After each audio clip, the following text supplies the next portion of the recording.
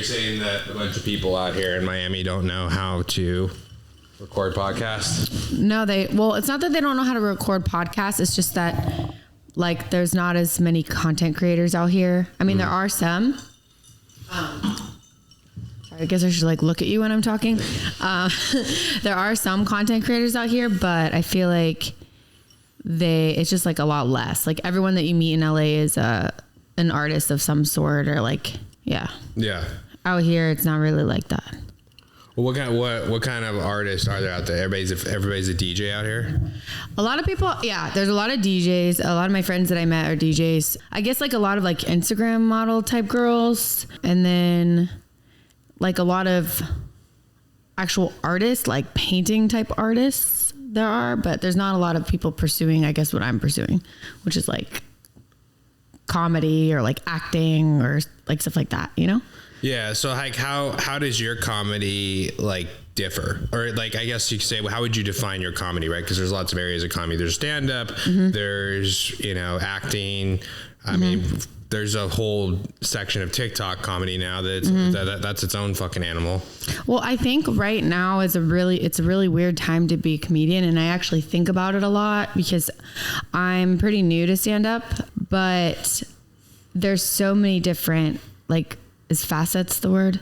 Is facets the word? My mom's going to be so embarrassed. There's so many different like sides to comedy these days, right? Yeah. Like, so there is TikTok, there's Instagram, there's YouTube, there's obviously stand up.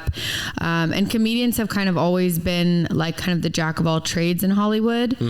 But it's a really competitive time, because there's so many comedians, and with the internet, everybody thinks they're a comedian now, and there are a lot of funny people on the internet.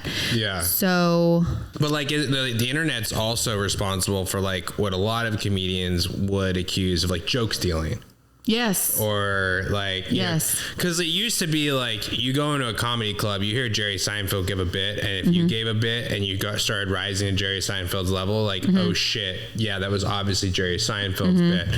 But like on the internet, like who the fuck knows who created the whatever meme or and you can take a meme and you can turn it into a joke. And I've actually heard some people, at least out here, like tell a joke and I'm like, that's a meme. Like, write something original, please. How do you, I guess, prevent against that? Like, I mean, cause like we're so influenced by like memes and shit that we read on a daily basis. Like, how do you, I guess, what's the difference of pulling, like, where do you draw it? Yeah. Like, where do you draw the line between this is where I drew inspiration from or I just jacked a meme? I mean, when you write a joke, there's certain aspects to the joke that it's going to be very clear if you took it, like the punchline or whatever. Yeah. So for example, a lot of my jokes, actually, I pull from things that I've like little things that I've said on the internet that I'm like, oh, that was really funny. And then I'll end up putting it into my set. So it's usually pretty clear when somebody steals it from a meme, but I don't know. It's hard. There's so many things about comedy right now that are hard because you really have to find a way to set yourself apart. Like, and you have to make it on the internet now, unfortunately. Like, you can, I mean, I guess you don't have to. I think if you want to like make real money and have recognition, you have to be active in content creation and stuff like that. Yeah. So, and I'm not really, I like creating things, but I'm not really, I don't know. It's weird for me to have to do that. Yeah. Did you used to be a singer, or have you always sung and done comedy, or like what? Yeah. Tell everyone your background. I'm here with Big Mac Lawson. Big Mac Lawson. Yeah, tell everybody your background for people that don't know who you are and kind of like how you got to where you are now. So I was homeschooled growing up, and my mom was really good at exposing all of us to a lot of different types of things. So my dad was a drummer, my mom is an artist, and my dad taught me how to play the drums. My mom had me in violin lessons. I learned how to play guitar and piano on my own, and I just always had like a thing for the arts. I was a gymnast, so my mom was kind of like, I'm going to get canceled. But mom was kind of like the typical like Asian parents, even though she's not Asian, but she was kind of like the typical Asian parents. It was like, everything was about like how well you did. And like, I'm definitely going to get canceled. I don't scrutiny on those report cards. Yeah. It's just like, she was very, very intense. And I was homeschooled too. So anyway, she forced me to be exposed to a lot of different stuff. But one thing that I really, really enjoyed was film. I would write and produce my own movies. I mean, I was doing it when I was like 5 years old.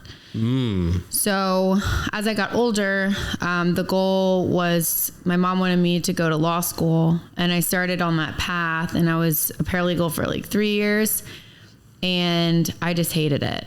I think now I would have more of appreciation for law because you go to jail once or twice. Nothing crazy, guys. But when you're locked up inside, you're like, fuck, wait, what did I read about again? Why didn't I study that? No, but I think now I might have more of an interest in it. But at the time I was like, this is not what I want to do. So I basically, long story short, dropped out of school and was like, I'm going to Hollywood. I want to write and produce movies. Okay. And so I'm actually kind of shy, which maybe nobody believes that, but I'm actually kind of shy. And I never thought to myself, I want to be a stand-up comedian. Yeah. I got like pushed into it by like a lot of people. I actually wanted to be behind the camera. So. Interesting. So you find that a lot with comedians. They're typically introverted people on like, in real life. In real life, exactly. Yeah. And I think it takes that level of introspection to be that comfortable with yourself to put up with bombing. Yeah. And to put yourself in that environment. Yeah. I think Joe Rogan talks about it feeling like sucking 1,000 dicks in front of your mom if you're a guy that's not gay and doesn't hate his mom. But or doesn't have a thing for his mom. Exactly. This is for you, mom. Fuck you, mom. But I mean, like, it just sounds like it sounds like such an unbearable voluntary pain to put yourself through. Yeah, like a lot of comedians always say, like, you have to be kind of a little messed up to be a comedian.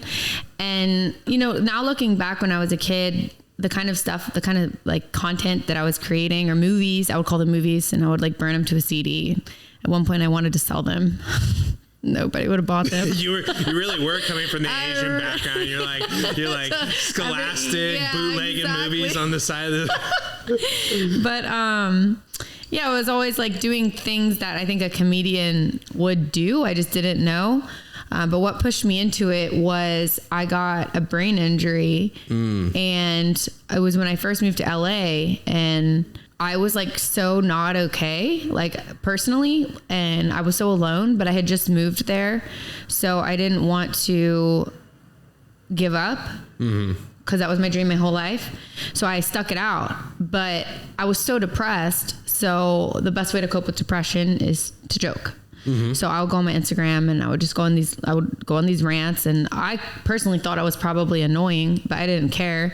But people just like loved them. And so I had multiple people tell me, why are you not doing stand-up comedy? Why are you not doing stand-up comedy? Like, people in the comedy scene. And after enough people told me, I was like, let me just try it. Yeah. And I think I've done pretty well in the amount of time I've been in it. So did the depression was that a result of the brain injury, or was it a result of the brain injury's rehab, like putting you in a different world that you weren't used to, or was it everything? Both? Both. I mean, I had depression a little bit when I was younger, but I didn't have it prior to the brain injury. It was actually the happiest I'd ever been prior to the brain injury. There's not a lot of knowledge about brain injuries. It's something even doctors don't really know too much about. But 99% of people that get a brain injury have depression. One, because of like the chemical imbalance, and two, because you kind of are like lost inside your own body. As dramatic and depressing as that sounds, it's kind of like you're just sitting there in a body and you feel completely detached to everything that you used to be. So I knew something was wrong with me, and then it got even worse because once I realized I had the brain injury, I was like, I was like, of course the neighbors are being loud. Yeah, we are in Miami for Music Week, so like just out of nowhere, people will just start partying screeching left and right. So we're okay. Like a couple weeks ago, we did a show on a yacht. Oh, so, perfect. Yeah, oh, okay, they're used to it. Yeah. But yeah, so people get depressed when they have a brain injury because they feel so like detached from themselves. And then to make it even worse, not to depress the audience, but it was actually my ex-boyfriend who gave me it. And I was like very much in love with him. So it was just like it was the worst time in my life. And I am kind of a religious person. I knew that if I held out, eventually the tides would turn. Sure. And I didn't know how long it would take, but I knew that my brain would eventually get better, and it did. I still have some symptoms, but pretty normal. Yeah. Well, it sounds like you took that depression and then you went into comedy, like straight from there. Yeah. I did my first, I did one show, and I went up actually on stage with my girlfriend, and she kind of like, I don't want to say she choked, but she got a little nervous, and I just took the mic and I just like did it. And I was like, wait, this was your girlfriend's show, and then she was just bombing and we went together. She was actually really nice. She's not my friend anymore though. I don't really like her, but at the time she was really nice. I love to throw shade on podcasts. Drop bombs. Why not? But yeah, she was really nice. She went on stage with me, and I don't want to say I did great or anything, but I was like, oh, I could actually do this I never thought I'd be able to do it. But after getting on stage, I was like, oh, that wasn't as bad as I thought. Interesting. So like you went up there with your friend, you guys thought, okay, we'll endure this together. She bombs, completely gives up, and then Mac Daddy picks up the mic and just and like carries the entire ship herself. For the first one, it was okay, yeah. But I think as a comedian, something that it takes is it kind of takes a little bit of low self-esteem, right? Which is kind of weird or maybe like a very humble like perspective on yourself. Okay. Because we got to a point where like one of the jokes didn't land, and that's when she kind of like they got into her head, you know? She was really dependent upon that joke landing. Yeah, she's like LA girl. She's pretty. She's like, okay, this is like, I don't want anyone to think I'm not like good at this. And then she kind of clammed up a little bit. And for me, I'm like, I don't fucking care what anyone thinks about me. Like my whole life sucks right now. Let me just keep going. And then I think a lot of comedians have that same. Do you remember what the joke was? I don't know, but I'm probably happy that I don't remember it. It was so bad. It was really bad. Like nothing. I didn't actually go on stage after that show. I didn't go on stage again for like another 3 months. And then I forced some girls to put me on a show after that. And I got on a really good show for my first show. Like a reality show? No, a comedy show. So I was the events coordinator at the Phoenix. And these girls, it was weird because I manifested it. Well, it's not weird. I'm like really into that stuff. But I was like, it was like 2 days before I manifested, prayed, whatever. I was like, if this is what I'm meant to do, like put it in my path. I want to start doing more stand up. And I got a call about an event. This girl wanted to put on a comedy show, and I was the events coordinator. Yeah. And I was like, okay. I was like, we'll do the comedy show, but you have to put me on it. And it just so happened, it was like a lot of really big comedians on the show. So it was kind of bad because I was like brand new and probably was like, had no business being on the show, but it was really good too, because I got to like be around those like experienced comedians, even when sometimes they didn't do a really good job. And I was like, oh, I can, if they are not doing a good job and they've been doing it this long, then what's the difference between them and me? And it gave me probably too much confidence. Oh, there you go. See, that's such an interesting perspective, because we always talk about seeing mentors or examples and seeing how they do it and learning from how they do it. Yeah. But we don't ever talk about seeing mentors fail and seeing how they handle failure. Yeah. And I think part of it had to do, like, it's so weird because when you go through something really hard, and it's one of the reasons I have a lot of empathy, but I don't have a lot of sympathy for people. Nice. That's a t-shirt. Yeah, that's a t-shirt. You can click the link in the bio. Drop in the bio. But I don't have a lot of sympathy for people because I was just living in such a place of like, I guess, reckless abandon. Like I didn't give a fuck about anything. Yeah. And I was like, man, I'm up here with a brain injury. Like, I don't know. It was weird. Like everything was going so bad and I was still pushing through. So it was like, I just had this crazy confidence. I don't know where it came from. But I think you're faced, and like, this is something that I battle with consistently. And I'll say this as humbly as possible, but like the biggest struggle I think I have in my life is that I've never faced real adversity or a real chip on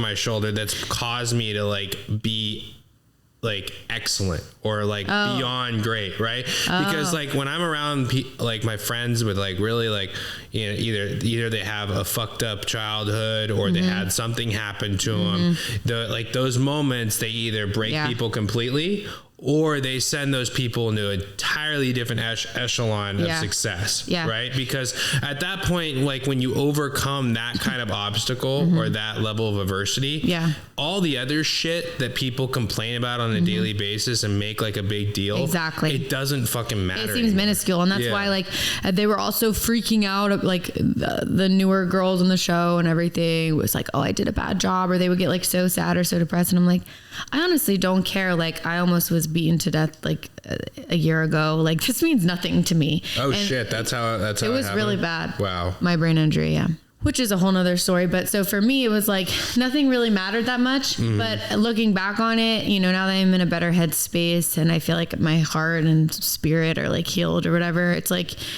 everything, it's really a choice. Like it doesn't really matter what you're going through. You have a choice. And even though it can be really like lonely and isolating when you're going through hard times, you still have a choice. Yeah. It's not, the pain's going to hurt no matter what, but you still have a choice. And that's why, like, sometimes I'm not mean to homeless people, but I'm like, I will not give you money. I'll give you water or a job or food. Yeah.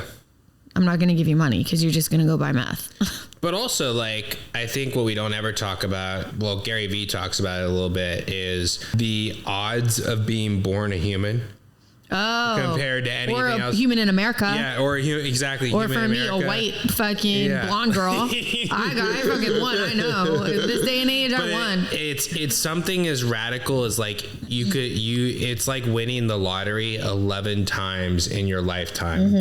Like some ridiculous stat like that, that you're born human and not some other species. So it's like holy fucking shit when you think when you put that into perspective, it's like just being born human and having the ability to do something is a gift in itself, or that we're still fucking breathing, right? Like we see people that we've like lost in like at young ages or from COVID. Well, people died from COVID. I mean, that shit was fucking crazy. I got it. I couldn't breathe, and I was like, thank fuck. I'm like, how many times am I gonna almost die? What's going on here? See, I got COVID, but I didn't know I had COVID until I couldn't smell weed anymore.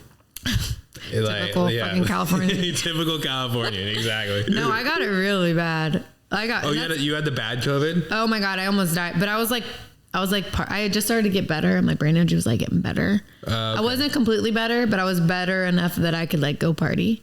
So I was just being a degenerate. It's right before. No, I met you a while ago. Yeah. So was that before the rave cave or after the rave cave? Did you give me COVID? No, that was... Okay. No, I didn't give you... You think I gave you COVID at the rave cave? You know how many people there probably had COVID? Well, you gave probably 25 other people COVID, which then they gave to me. But. No, I got it actually the last week of February. So it was like right before it was like here. Oh, okay. But I had so when just you're traveled. Here, yeah. No. This is like before COVID came here. Oh, okay. And the doctor... COVID was pretty slow getting to Florida. It took its time. Yeah. No, I was in LA. I was like, I know I was one of the first cases. Oh, okay. And the doctor out there, he was like, it's not COVID. And I was like, it's COVID. I don't get sick and I can't breathe. I'm like, it's exactly what they're saying. And he's like, COVID's not in the United States. And I'm like, do you have a test for it? Because shit. I have it. Anyway. Patient zero here. Yeah, exactly. California patient zero. So let's talk more though about your creative process. Okay. And how you write your material, or do you write your material? Like there's I don't let people write my jokes. I just learned the other day that Earthquake doesn't even know how to like write. Really? Like everything he does, he just goes up on stage and does it off his head. He does it off his head, and then he'll just remember it and just go again. Like, there's wild examples of that. Yeah, I do that too. My set, I actually like the base of my set. I wrote it probably 30 minutes before going on stage. And then I've just built on it since then. Okay, so walk me through that process. Like, do you, like, as a DJ, when I would put together my mixes, I had an idea, like, okay, if the last DJ plays this style of track, I'm going to play either this track or this track. If he plays this style of track, then I'm going to play either this track or this track. I didn't know how the entire set was going to go, but I kind of knew I had my first 3 anchoring songs down, because anytime you get on top of the decks, like, you're trying to make sure the last DJ didn't do something fucking weird with the effects panel, or like you're sitting there like a fucking technician trying to figure everything out, right? Yeah. So like the last thing you want to do is also think about what you're going to play, you know? So that was in the can. The ending was always in the can, because I wanted to make sure that like I left it on the right note, and that I wasn't just like, oh shit, I'm out of time, you know? But like everything in between, I always felt like I was kind of going off the crowd. Is that the same in comedy, or are you more Jerry Seinfeld, where like you write everything out from start to finish, and you practice it so much that it's just perfect? So I've only been doing stand-up, if you count COVID, as a year, which you shouldn't. No, not a year, like 2 or 3 years. Okay. So I'm like brand new, but one of those years was COVID. Trust me, I was still doing like finding ways to like do. That's amazing. I thought you had done a lot longer. A lot of people. That's what I'm saying. I think I've come pretty far in a short amount of time. Yeah. But it's also, I was like pushed into it by like the universe. So it's like, I don't know. Anyway, I'm like super weird spiritual, but there's good things to both. I think once you learn a joke enough, like when I say that, I mean like learn how it always hits, because jokes will hit with some crowds and they won't hit with other crowds. But if you learn the way to say a joke where it always hits, then it really helps to memorize it. I know people, like there's this one guy out here in Florida that he says every single word, every single thing the same, every single time he goes up. And every single time I think it's funny, but sometimes the crowd doesn't think it's funny. And he just bombs that day. I like it, so I think it's funny every time he says it. So I don't want to, speak for all comedians, because I'm sure there's different comedians that do different things. But for me personally, I have jokes that I know work, and I'll kind of read the crowd to but just to pause on that point, because he obviously thought that joke worked because he was getting good feedback from comedians like yourself, but the audience didn't think so. So how do you know it works? Is it just crowd tested? Is that the only way? Yeah, I mean, I think you have to be at like the expert level, like Jerry Seinfeld, or maybe you're just so known that the people that are coming to your shows are coming because they like your style of jokes, I'm not at that point right now yet. So for me, I'm still trying to win over every single crowd that I'm in front of. So my jokes are kind of, they're not political, but they mention political things and like things that make people uncomfortable. So because of that, I have to kind of read the room each time. Got it. And then also gives me freedom to kind of expand on the jokes if they like them, and kind of like improvise, which I actually really like to improvise. Okay. So yeah, let's talk about that. So when you're an opening act, what's your strategy for reading the room, or how do you gauge, I guess, where you want to cross the line and where you don't? Like, do you want to cross the line immediately and see how they react and then taper back from there? Or do you want to like ease them in, get some chuckles going, and then cross the line? One of my first things that I say, well, depending on how I like set it up, one of my first jokes that I told with my set was the first thing I said was raise your hand if you voted for Trump.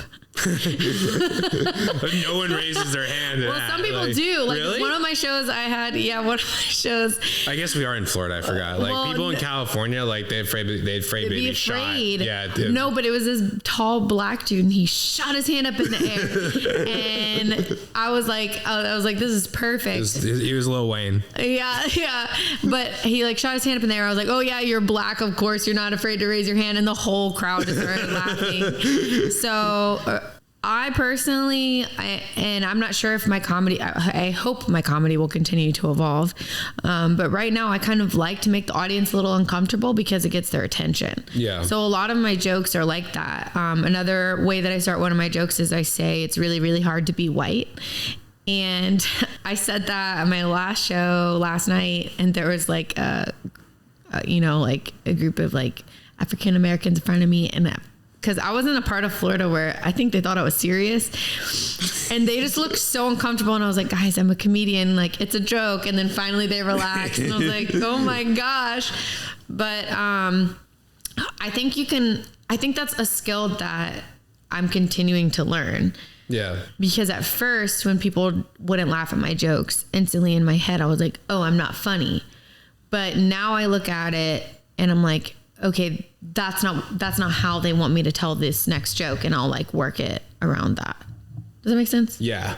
Okay. So and to that point, a lot of people, there's always some speculation that comedians plant audience members to like run audience bits off of. Is that something that happens often, or do when comedians run audience bits or bring the audience into it, is that really just a spontaneous interaction? It's really spontaneous, but I will say that like when you do enough crowd work, you kind of remember things that always work. Okay. So when you get up on stage, you'll be like, okay, there's a couple. So you have like a whole list of crowd work bits in your mind, yes. And then you're like, okay, like, there's another interracial couple right there. Yeah. Like I'm not gonna probably keep this one, but I have this thing where I'm like, are you guys a couple? And if they're like, yeah, I'm like, how long have you been together? And last night they were like 7 years, and I just looked at the girl and I was like, how did you do that? Because like a lot of my jokes are like, I should probably like lighten up my set, but a lot of them are about just like my horrible dating life, and because that's what got me into comedy. So yeah. It's like how I wrote like most of my set around it. But yeah, you kind of look for people in the crowd. Also, you look for easy targets. Yeah.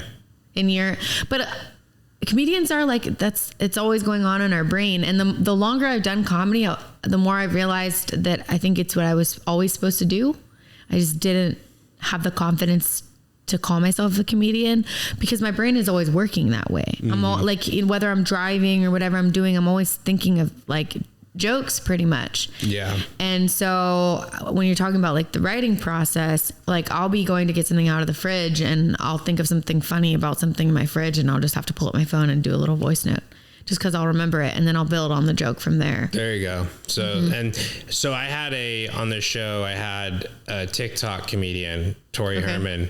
Oh, cool. And her writing process was very similar, right? Okay. Like she'd go through life, mm-hmm. and she'd be like, because she's a Russian comedian, so she's always cool. looking for Russian. Is she here in Miami?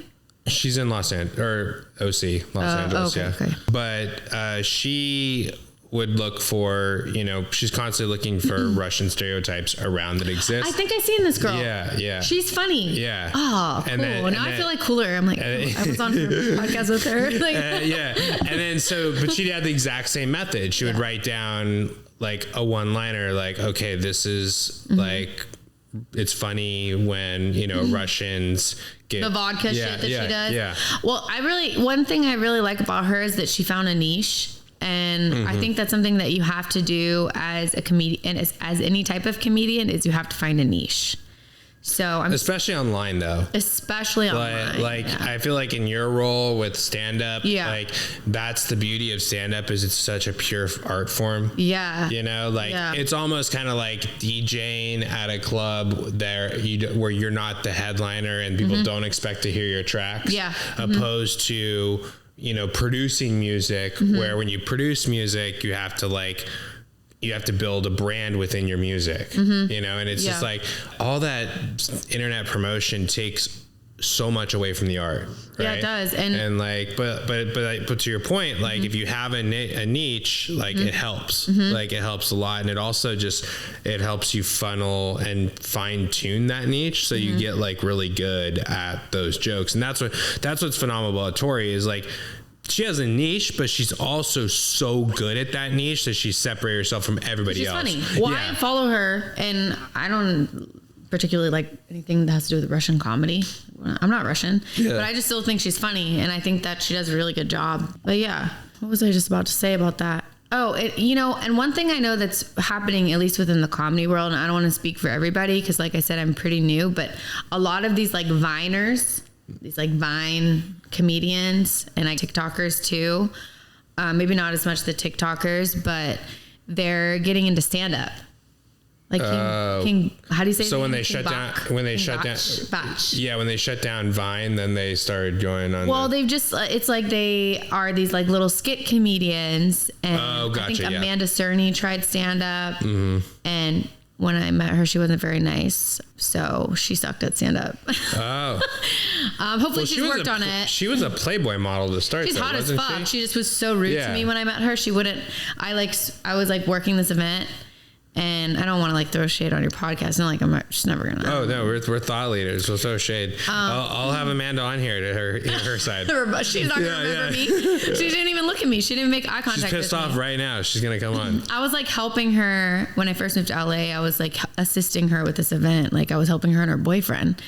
And I just like said something to her and I was this close to her and she completely pretended that she didn't hear me. And I said something again, completely pretended that she didn't hear me. And I was like, oh.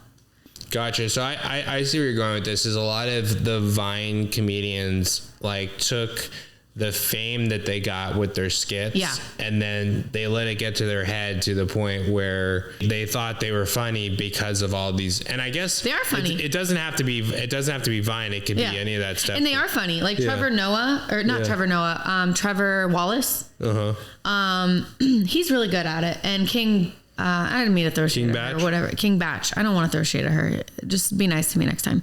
But because it's hard. Yeah. It's hard. And that was my point of it is like, it's scary and it's hard. So you can be really funny in front of a camera, but in front of a crowd, it's very different. Yeah. And I've actually been surprised that King Batch doesn't have bigger movie roles. Yeah. Because he's such a natural talent. Well, I've seen a few movies that have been fucking terrible, but then he's been in them and he's been like the highlight of the movie. Yeah. Like straight up, like the guy on camera is fucking hilarious, you know? And that's like, and you know, I'm surprised that maybe he's choosing to go more stand-up. Maybe that's why he's doing it, to give himself more credibility. Yeah. Because like really though, the stand-up is like the purest art form to where it's kind of like you can choose the way your brand goes, and that might be or you can just choose how your jokes go, right? Like exclusively of a brand, right? Because even when you think of stand-ups, it's very hard to like attach them to a brand. No, they're just themselves. Yeah. And I think that was, I knew so little about stand-up comedy until I was exposed to it. But now that I'm in it, I realize that this is what I've always wanted to be, because stand-up comedians, Chelsea Handler's, I didn't know Chelsea Handler was a stand-up comedian. I didn't know Adam Sandler was a stand-up comedian. I'm embarrassing. I didn't know that Jim Carrey was a stand-up comedian. I knew that he did In Living Color. I didn't know that all of these people on Saturday Night Live were stand-up comedians. And my dream as a child was to be on either In Living Color or Saturday Night Live, or to have a late night talk show. And so once I actually did my first stand-up set, I started to like look into more of like what stand-up comedy is. And I was like, oh, they don't just go on stage. They literally do everything in Hollywood. They write, they produce, they host, they do everything. Well, the way I think it used to be in Hollywood, and I can say this confidently because that's where I'm from, is so many people talented come to Hollywood to quote unquote make it, right? And it used to, and still is, this giant clique of people that decide who's going to be made and who's not going to be made. And they make that decision from people that they say, okay, dance monkey, dance. Like, let's see what you got, right? Like, perform your best, however that is. And for comedians, the best way to showcase really how truly funny you were is to do stand-up. Like at the time, there wasn't TikTok, there wasn't Vine. You didn't have other media forums to like be like, I'm funny. Look, it was like, I have to be able to prove myself in front of a bunch of strangers that like don't know who I am, and then I have to win over all these strangers. And then after that, the studios could look at that and be like, okay, we can make a television show. And even at that point, they found comedians that were so good in stand-up and they killed their careers with shitty shows. Yeah. You know, like, so even then some comedians like destroyed their careers by taking the golden ticket and doing a show and then realized later like, oh fuck, I gotta go back and do what I'm really fucking good at, which is like, is the true art form.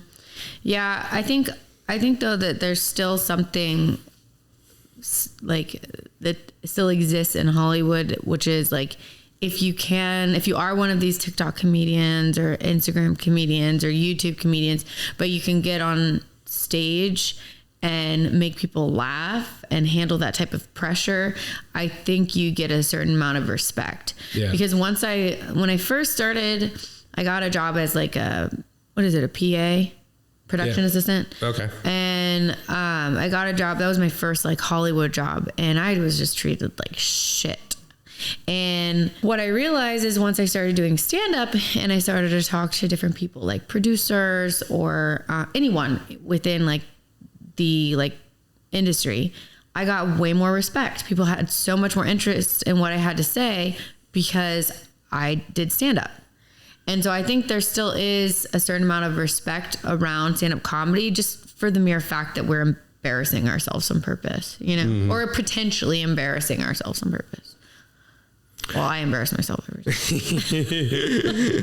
Well, yeah, I mean, like when you say on purpose, it's literally you're volunteering yourself to a lot of pain and suffering. Yeah. Also not the same, but similar to how like early actors and actresses would have to volunteer themselves to tons of rejection through auditions, right? Like you could come in and give your best performance and be like, okay, we'll call you, you know, like on to the next. So part of me looks at our society today and it's just like, wait, where are the hard lines? I mean, obviously it's still in stand-up comedy. You're in one of those true art forms, but I think like so many professions and so many jobs have taken away like the grind or the pain and like suffering. The pain, yeah, exactly. The grit's the word I'm looking for. Yeah. The grit and the pain, the suffering that comes early on that either molds people or filters out the people that shouldn't be there. Well, we live to kind of like go maybe too deep on it, but we are so amazingly privileged to have been born at the time that we were in the country that we were, or pretty much I don't want to say 90, but a lot of people on this earth, like you don't really have to do anything to do anything. Like a lot of people are working from home now. Like you don't have to go grocery shop anymore. You can order your groceries, you can order your alcohol, you can order your shopping. Like, you know, it's like we're in a culture now where it doesn't take much grit for anything. So I think that's like even a bigger like topic or issue to kind of like touch on is like, or not, we don't have to touch on it, but like to think about is like nothing really takes grit anymore. Yeah. Or there's a lot more, and you brought this up earlier, you know, I empathize, I don't sympathize. Like there's a lot of people that actually don't have true empathy, but are giving people a lot of fake sympathy. Exactly. Damn. I had to leave LA. I'm going to make these fucking t-shirts. I'm also going to get myself some more tequila. Yeah. Even though it's so hot in here. So, we were talking about Luciano. Yeah. I know him through my Burning Man family. And he's in Vegas, but you're in a crypto group with him? Well, he got me into this crypto group. I saw him posting about it. And then I got really into crypto last year. I did really good. And then I met all these people through that crypto group. It's just kind of weird. So wait, do you want to share some of your crypto success? Well, I was just really good at spotting the shit coins that were going to take off. So I did it 3 times. Is this just like, is this kind of like, is this sports betting, or you just have a natural instinct for it, or did you do some homework and you actually educated yourself? It was a little bit of both. It was like a little bit of education, but for these 3, it was like, I have like a really good sixth sense, and I just had a feeling. I like would like look at their like Instagram or their Twitter, and like, oh, this looks legit. Da, da, da. But I was really just a gut feeling, and I turned $200 to $10,000 3 times last year. Pretty crazy. Yeah. Yeah.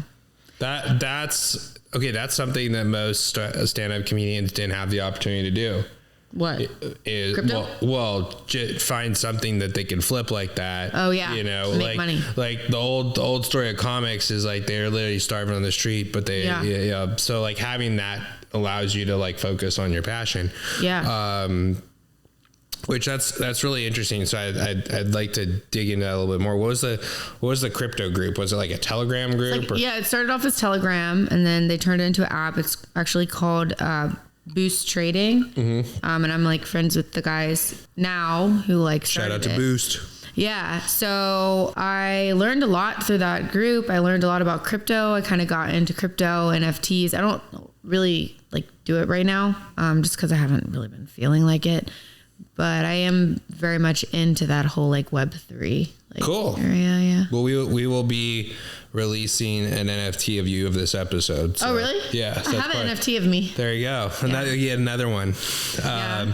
But like that, well, that's kind of like the way we wanted to keep advertisers away and monetize it was we just felt we bake royalties into the show with NFTs. You know? Oh. So that's kind of the approach that we've taken with this is we'll release an NFT of an episode, and cool. if the episode takes off or something goes viral, then, there's ownership of the episode. That's so and cool. It's kind of like you own your spot on the show. Like That's it's kind of really like cool. the show's got territory. That's as deep as we're getting into it. I think that I think that the art NFTs are going to fall like a house of cards eventually. I think, I think people are going to get tired of buying pictures of apes and pigeons and whatever else they're making like the exact same character with like one's got sunglasses, one doesn't, one's got a hat, one doesn't.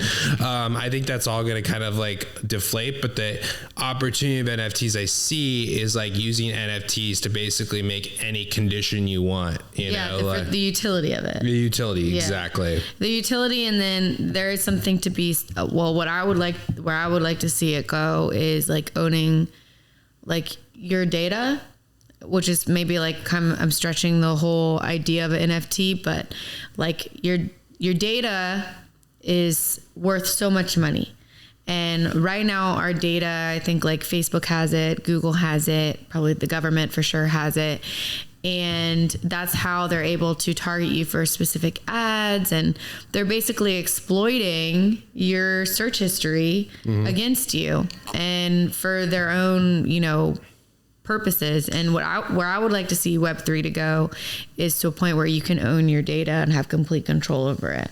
How would you see that working? Shout out to the Social Neighbors. Dilemma, by the way, and the Neighbors. Shout out to the what? The social what? Shout out to the Neighbors and shout out to the Social Dilemma. That's kind of like what you're talking about, right? Yeah. Yeah. Well, there's actually there's a website and I don't remember it. I think it's like ownyourdata.org. Yeah, we'll post in the show notes. Yeah, but it's just basically a bunch of really smart people, way smarter than I am, like attorneys advocating for that. Because right now what's happening, I think way more than people even realize is that, not just China, but the US government and these big companies, they know so much about you because they have access to every single thing that you've ever done. Mm-hmm. Think about it. Google mixed with, Instagram and Facebook. It's like they have access to all of your messages that you send people, what you search late at night. So they basically have a whole profile of you and you have no control over that. Yeah, I noticed that my ex-girlfriend used to always use a vibrator a lot, and then I started getting ads for vibrators. Really? Yeah, and I was like, I didn't even know sex companies could advertise, but like somehow, some way, I started getting like lots of memes pop up about try this sex toy, try this. I was like, wait a second. It's crazy. They're listening for sure. But I think the big step is like getting off of these platforms. Like, how the fuck do you get? You can't. So as long as you're using their platforms, they're going to have information about you. Unless you have enough people who advocate for it. Yeah. And that's where I think hopefully, like, 5-10 years down the line, when people start to realize what's going on, they can start to advocate for, like, oh, this is actually like me as a person. You basically own me as a person, which I'm getting kind of deep with it, but they basically own you as a person. They know everything about you. They know everything that you want. They know, like, by the patterns, they know what you're going to want in like a week. It's crazy. There's this documentary about it. Have you seen it? Yeah, The Social Dilemma. Yeah, The Social Dilemma. Yeah. Okay, sorry, I'm like slow. No, but I mean, like, I think, like, and this is just my personal opinion. Obviously, everybody thinks about it different. Mm-hmm. I have no problem with Google, Facebook throwing me the most relevant ads. Yeah, me neither. Yeah. The most relevant ads, or if they know that I want a new mattress, they get in front of it and show me mattresses. Awesome. Mm-hmm. Or I also have no problem with them suggesting friends or activities and all this kind of stuff that I'd like. Where I start to break is when they can actually change your behavior and what you would do by turning the dial a little bit more, by ramping up certain ads to make your actions go in a different direction to follow a specific narrative, right? Like, you saw a bunch of those people, like, I think they even talked about in the documentary, that like showed up to a pizza place, like looking to they thought like a bunch of child slavery kids were like in this pizza place. Yeah, they were like Pizzagate, like they should have. Yeah, they should have trying to free all these kids from this pizza place. And I was like, listen, like we can't weaponize people by using their data against them. Yeah, and that's why I hope that. I think that it'll work out where Web3 kind of makes it that way. And the other good thing about it too, I'm very libertarian, although we do need government for certain things. I'm not saying that we don't, but I just want the government to stay the fuck out of my fucking business. Mm-hmm. And I think more people are like that. I think the problem is we have a two-party system, and we have so much money invested in techs and lobbyists and whatnot that influence elections. So there never can even be a third party. But I think there's a lot of people that are on both sides of the ball that that are actually, they're right in the middle, but they're not allowed to communicate that they're right in the middle, right? Like, there's a lot of people that want less government, but also want the social advocates that liberals have, right? Like, they want gays to get married, they want weed to be illegal, but they also want you to fucking stay the fuck out of their life and not tax them more. Yeah, exactly. And then on the opposite side, there's people that want more security and want more safety, but then also on the flip side of the coin, they're like very anti. Or they'll be very human rights when it comes to like liberal issues, like protecting the environment or not exploiting workers. But then they will, on the other side of the issue, they're like, well, abortion's not okay. So they're like, I think like we as people are so much more balanced. We've been put in this position where categories. We've been forced to pick a side. Right? Exactly. And I think it's been done by design. Like that was actually not how it was meant to be. I don't think that our founding fathers anticipate or were really, I think they were thinking ahead, and I think that the Constitution was actually brilliant, but I think that they didn't really anticipate what would happen. Like the government is actually not enough. It's too small. And let me explain what I mean. It's a small amount of people with a lot of power. And I think that originally when they wrote the Constitution and they broke like little like cities down and like the states, and they broke everything apart, I don't think they were thinking long term when it was going to be millions and millions and millions of people and then a small amount of people representing them. Does that make sense? Yeah. So anyway, I just I hope that, I don't know, we're in a really weird political climate right now. I just hope that people can kind of put the two-party system aside and just realize that most people, liberal or conservative, generally have the same views if you just sit down and have a discussion about it. Yeah. Or I mean, like, what I often think about is like, sometimes you have to think of like the most extreme, absurd example to like remind yourself that we would have unity. For example, if aliens invaded planet Earth, we would all as humans, there would be no China versus the US. Yeah. Like if aliens were invading, we would all unite as humans against the common enemy immediately, you know, like, or if there's a natural disaster, like, there's a song. Who is it by? Black Eyed Peas? No, it's a dubstep. No, it's a dubstep song. It's like, what is it? It's by like Knife Party, I think. Knife Party? Okay. Or Pendulum, something like that. Yeah, I'll figure it out later. But yeah, I mean, you know, like, and if you think about absurd examples like that, that helps remind you that, you know, like, at the end of the day, we're all fucking human. Everyone has, and most people, like, that's what I'm saying is like, most people, and you know, we don't have to talk about politics or anything, but like, just to like drive like the point home, like when it comes to like abortion, most of the people that are against abortion are against like late term abortion, or they had an abortion and they had like a bad reaction, or they felt sad or depressed afterwards, so then they're anti-abortion. Most people that are pro-abortion are like, it's more like if I get pregnant and I don't realize it after a month and I can't make the appointment until 2 months, I still want to be able to get the abortion. Like most people are not extreme. Yeah. But because they've separated us into a 2-party system, it's like they've made us seem so much more divided than we really actually are, you know? And how they, like, obviously how they cover the issues, right? Like a big controversial issue that's happening right now in Florida, right here where we're at, is the Don't Say Gay bill. And it's not like, not what it is. Yeah, it is the farthest thing from anybody not being allowed to say gay. It's that people don't want, like, they want kids younger than 4th grade learning about sexuality, period. And it's like, my balls didn't drop until I was at least in 6th grade. I didn't even lose my virginity till 22. We didn't even have like heterosexual sex ed training till like 8th grade.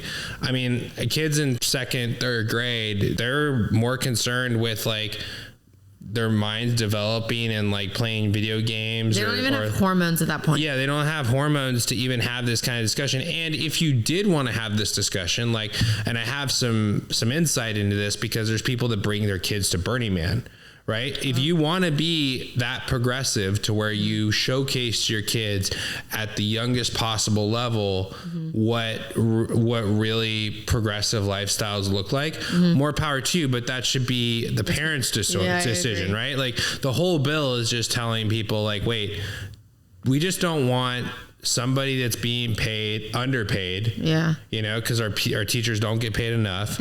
Like we don't want someone who's underpaid who kind of hates their job, because if they didn't hate their job, they'd be, you know, working at a larger university or something, which they should be paid a lot more. They should be given more benefits, but they're not. But you know, we just don't want to trust someone else at that young of age teaching sex to kids that like don't even know what sex is. For these kids still believe in Santa Claus at this age. Both of my brothers are gay, and like what I'll tell you is that looking back, we knew really young that they were gay.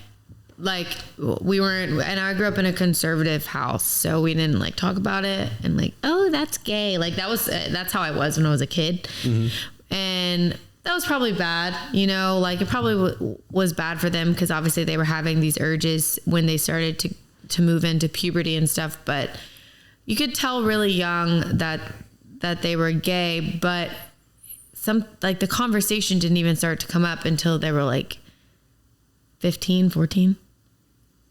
And although I think that, you know, you should be open to discuss those things in school, I don't think that you need to be having that conversation before like they're like what, like 11, 12? Yeah. I mean, I would say at least 6th grade. But I mean, again, like I've seen parents bring their kids to Burning Man, and at different strokes for different folks. Like I don't even necessarily think that's wrong, because who am I to say different cultures? Yeah. I mean, like part of me thinks like, okay, like what kept me out of trouble was my parents shielding me from a lot of progressive stuff until a certain age. But maybe I don't know the right way of parenting. Maybe the future of parenting is brutal honesty from a young age. That's how I plan to raise my kids. Yeah, and if that's the case, but like that should be your choice to raise your kids with brutal honesty. You shouldn't be forced to have your kids learn brutal honesty from someone else.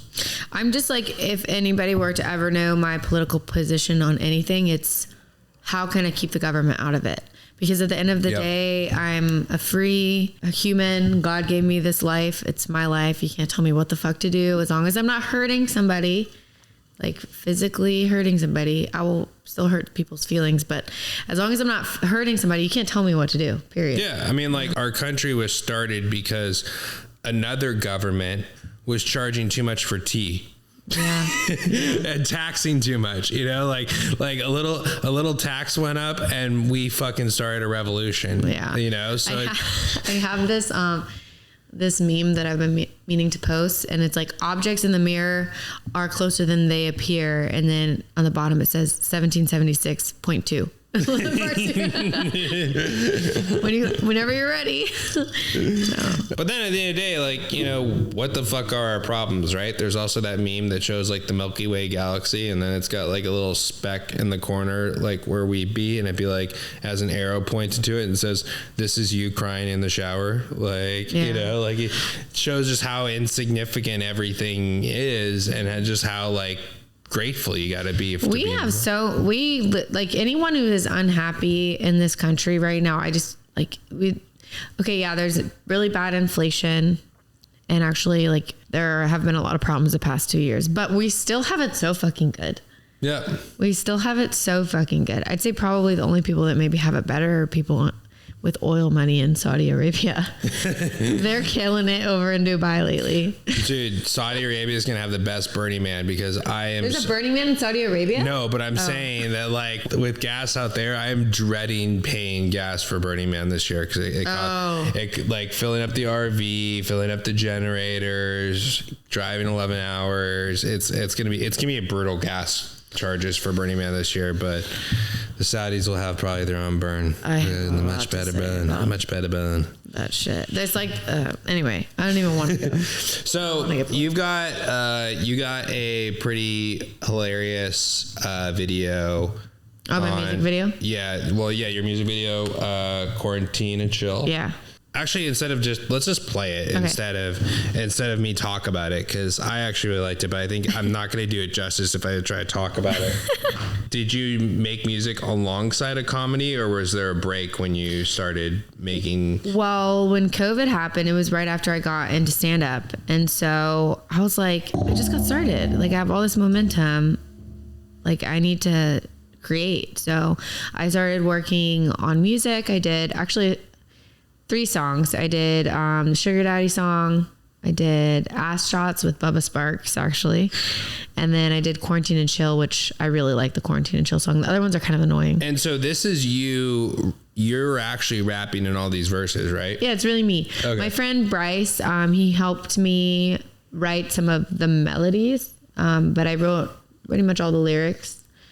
We kind of wrote it together, but the lyrics are funny. Yeah, so you had a beat maker, and then he helped you massage some of the words to actually match the beat. But then but what's really impressive about this is like you are a stand-up comedian, but this is really good.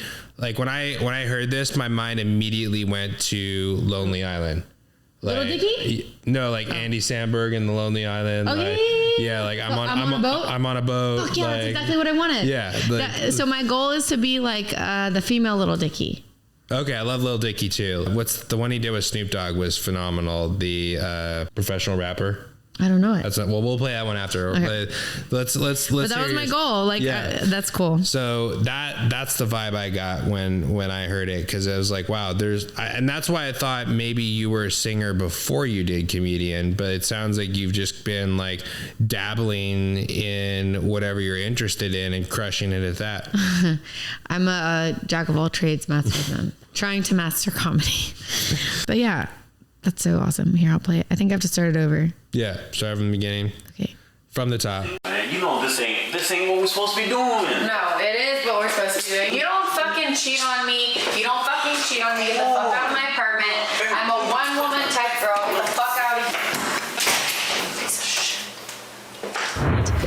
coronavirus is mutating. It's changed hundreds of times since January. Okay, I get it. The fucking end of the world. But like, if I'm about to be stuck in my house, I need to fucking find myself some doomsday dick. That dick was too small. That dick was a little bit too big. His mom was so annoying. There's no way I'm calling him. Okay, so he cheated on me, but that was bomb-ass sex, and he doesn't talk very much. Hey, baby. You know what they say. Stay home if you're sick. Come over if you're thick. Baby, can you quarantine and chill? I got my fridge completely filled. Say I gotta keep 6 feet away. What are these games you're trying to play? You look so good in that face mask. I got toilet paper for that ass. Baby, can you quarantine and chill? The government is paying all our bills. We broke up last year. You cheated on me, dear. But I'm not worried about it, cause the end is so near. I got a balcony where we can have some fun, DMing all these bitches, but you're my number one. Bought some condoms at the store. I'm sorry if I snore. You can just ignore and play your PS4. Play your PS4. I already told you, baby. Stay home if you're sick. Come over if you're thick. And you are so, so thick. So come over. Stop playing these games, baby. Baby, can you quarantine and chill?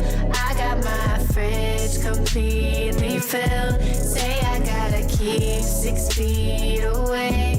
What are these games you're trying to play? You look so good in that face mask. I got toilet paper for that ass. Baby, can you quarantine and chill? The government is paying all our bills. Quarantine and chill, yeah, I got the sleeping pills. No, I'm not trying to get you killed. You say I give you chills. Are you sure you're really not sick? Doesn't really matter cause you're thick. I'm trying to get up on that dick. Been 2 weeks, see my fix. I'ma make you bust real quick. Baby, baby, baby, can you quarantine and chill? I got my fridge completely filled. Say I gotta keep 6 feet away. What are these games you're trying to play? You look so good in that face mask. I got toilet paper for that ass. Baby, can you quarantine and chill? The government is paying all our bills.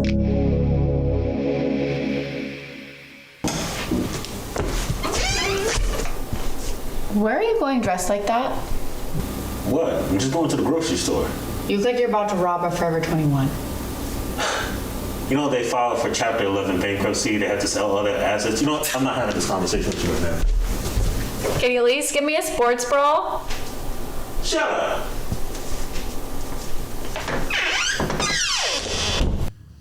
There it is. There it is. So a couple quick questions after that. First off, what makes a good doomsday dick? Okay. Because with the way the world is going right now, I feel like COVID is not going to be the last doomsday situation that we encounter in our lifetime. And there's lots of guys out there that probably aspire to be good doomsday dick. That's something that this song was written about somebody. Oh, okay. A good doomsday dick? Only for doomsday. Okay, only for doomsday. Okay. He's actually a comedian. He knows who he is. Yeah. Okay. Yeah, but like, what's a good criteria for a doomsday dick? I always had so much fun when I was hanging out with him. Mm-hmm. Very toxic person. He might argue that I'm the one that's toxic, but that's how toxic situations go, though. Is like, it's toxic because both people think the other person's toxic. And neither of them are communicating properly. Yeah, exactly. With the real root of the issues. But he was toxic. But if it's doomsday, like we all said, everybody unites together. Maybe the toxic isn't on the table. He is really good in bed. And I don't know if it's just with me or what, because he actually has my nickname with him is the throat goat. Throat goat. Okay. He gave me that nickname. But I don't know what it was about him. I think we're both comedians. We're probably both a little mentally unstable, but the sex was really good. And he didn't live too far away. And I really just didn't like him as a person at all.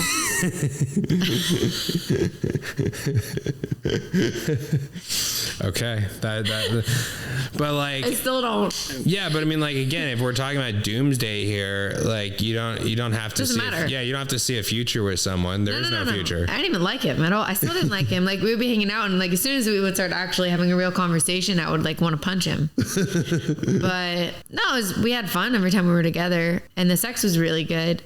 And better, I don't want to say better than anyone, because there was no real emotional connection, but it was just real toxic fucking sex. Yeah. So anyway, he was my quarantine thing for sex purposes, and I wrote that song about him actually. Well, kudos to you, Mr. Toxic. It's a great song and absolutely hilarious. As I was watching, I still couldn't fathom why we place so much emphasis on toilet paper during this last COVID situation. If I had called a pandemic prior, I would have never thought that toilet paper would not be on the high level. And hand sanitizer. It's the disease is communicated through what? But even before we knew that, hand sanitizer, true. I could kind of understand because we didn't really know that at the time. Yeah, but right. Toilet paper, toilet paper is not even I think of my essentials going to Burning Man, bring baby wipes and whatnot, but water and other things would be much, much more conducive to survival instead of toilet paper. But let's grab a fucking leaf, bro. right? I'm from Virginia. So yeah, or if it's doomsday, it's you don't need all your shirts, Yeah, no one cares if your fucking ass is disgusting during doomsday. They care. Well, I care. I'm an ass eater, myself. So I don't know. Bro. So is that when we talk about what's good sex for you, are you into more of the rough toxic situation? I know you did mention that we all like an emotional connection. Mm-hmm. That's top of the line for everybody. Even the raunchiest porn stars, and I know this because I interview them and go to the AVNs with them. Mm-hmm. Even the raunchiest porn stars, you throw them world-class connection and they take it day after day. So I don't think anybody that's had a real connection will argue that there's better sex elsewhere. Yeah. But that aside, out of all doomsday dicks or all quarantine dicks, mm-hmm. Describe your ideal sexual guy, or maybe just describe or maybe just describe this guy more. Or this guy, he will love it because he has an ego problem, but which you will argue doesn't exist. It does.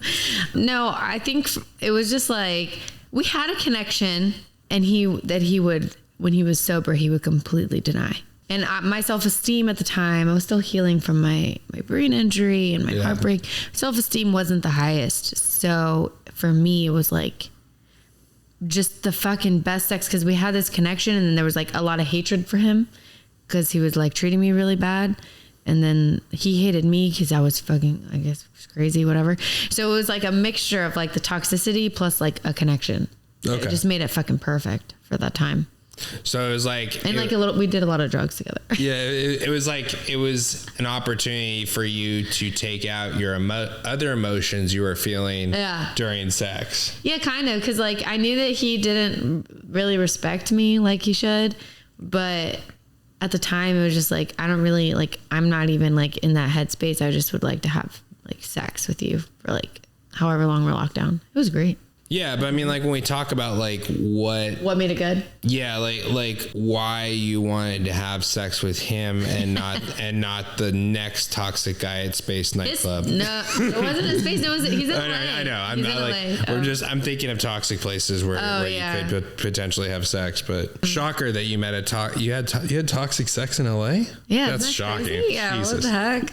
No, I don't want to boost his ego too much. I mean, hopefully I'll never see this, but.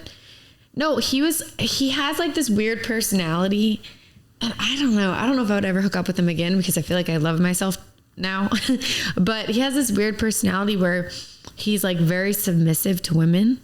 Mm-hmm. And so he's like in bed, he's like very giving and like almost like lets me kind of be dominant a little bit, which is probably, I think, like a little bit of like, maybe he had like a little bit of low self-esteem, but then it would be like counteracted by like his huge ego. So in bed, it was like, I kind of got to be dominant for a second, and then like ego would take over, and he would be manly. And I'm like, oh wow, this guy's like lets me be like crazy and like whatever. And then immediately after he becomes a man, I really like that. So like confident in the streets and simp in the sheets.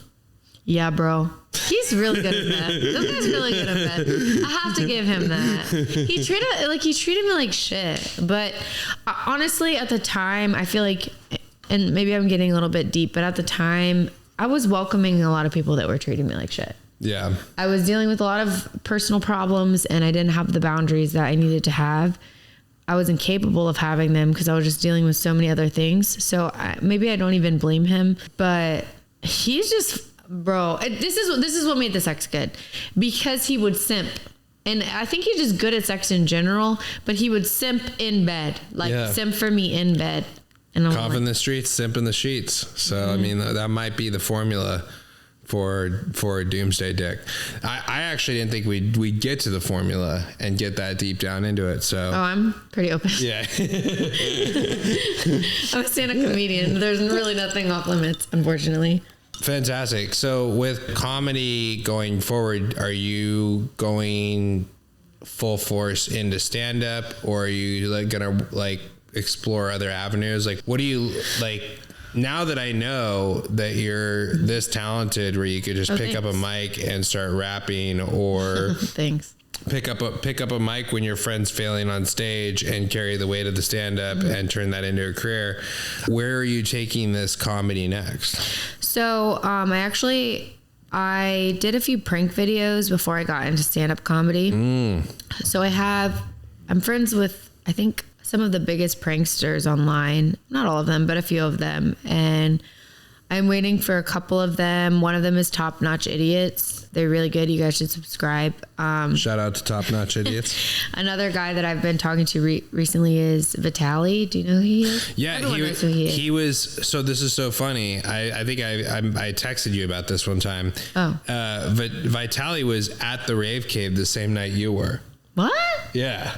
Oh. It was destined that we meet. Well,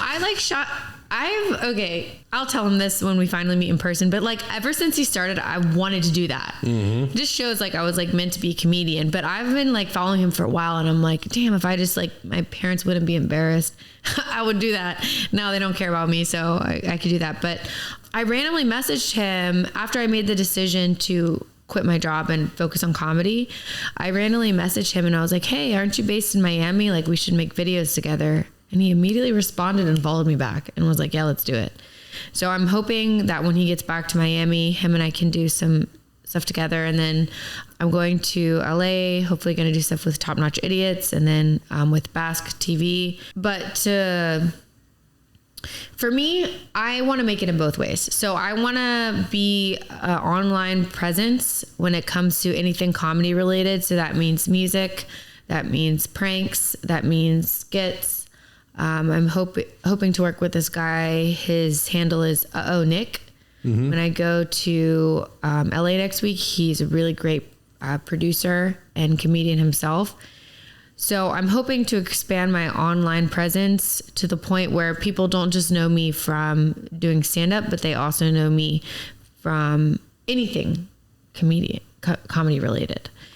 I think if you want to really like make a mark, you kind of have to do that, at least in my opinion. And then obviously, like, I try to do at least one show a week out here. I'm going to LA in a couple weeks. I'm trying to do some shows out there. I have my podcast partner. Her name's Ashley Casanova, and we are going to be putting together something really exciting. Like, we want to do sketch comedy, like in living color. So tell everybody who doesn't know what sketch comedy is, what that entails. So sketch, I mean, I guess it's different. It could be, you can interpret it different ways. Like, is this like Saturday Night Live or? Yeah. So my opinion on Saturday Night Live is they're too political and they don't push the envelope as much anymore. Certainly not as much as they used to. Yeah. And I grew up watching In Living Color, and it was my favorite show as a kid. And I just want to create like sketch comedy that just offends everybody. I want to offend everybody. Everyone. I want to offend everyone so that nobody can get mad. Everyone can be offended. Everyone can start to laugh at themselves again, because like people tell jokes sometimes and I get offended, and I'm a comedian, and I just think that's just like part of it. Yeah. You know? So when you talk about pranks, is there any pranks that you have in mind that like you would want to start doing? I mean, you can give it away now. I don't think our audience is that big enough where you'll probably get the likes. Well, so I have one video with Top Notch Idiots where it was, are they doing burnouts out there? Where it was, would you like to make a baby with me? And I just went up to random people and asked if they wanted to make a baby with me. And that one did really well. Went viral. What was your success rate on people that wanted to make a baby with you? I even almost got a gay guy to say yes. I would say it was like 8 out of 10. In fairness to the gay guy, like his husband and them are probably been looking. We're like, perfect. Yeah. No, it was pretty good. It was fun. I actually wanted to do more pranks with them, so I'm excited that they're going to do more with me, but I don't really have any in mind. Like, I'm basically just going on these guys' channels, and I'm going to just ask them for a tag to put my own channel. Well, Vitaly, when you watch this, we have a person here that wants to do pranks with you. But he knows it. No, he's well aware. Yeah. No, okay. Make it happen. It's a plan. No, it's a plan when he gets back to Miami. He's like in Dubai or something. Love it. Well, we look forward to that one when it happens. Tell everybody where they can get a hold of you, find you, and obviously check out Quarantine Chill on YouTube, but give everybody your handles and where you're going to be at. So basically everything is at Big Mac Lawson. So BIGMACLA. Well, they're going to tag it. Yeah, I'll be in the show notes. Everything is at Big Mac Lawson. I'm going to be streaming on Twitch soon. I'm going to start doing vlogs this year on YouTube. That's another thing I'm going to do. Vlogging. And my Instagram is also at Big Mac Lawson. And then on Spotify for my music, it's just Big Mac with 2 C's. Oh, nice. So you got the audio versions on Spotify as well. Yeah. Cool. So you can bump that in the car if you don't want to use YouTube. It's on Spotify as well. Well, it has been an absolute fucking pleasure, and I think we're gonna have to do this again when you're doing your pranks with Vitaly. We'll get the mics out there, and we'll document a little bit more of this. He's super nice, super fun. Yeah. But welcome back anytime, and I'm excited to be a resident here with you in Miami. Hell yeah. Now I'm going to have tequila in me. We're going to have to go party. Goodbye, everybody. Cheers.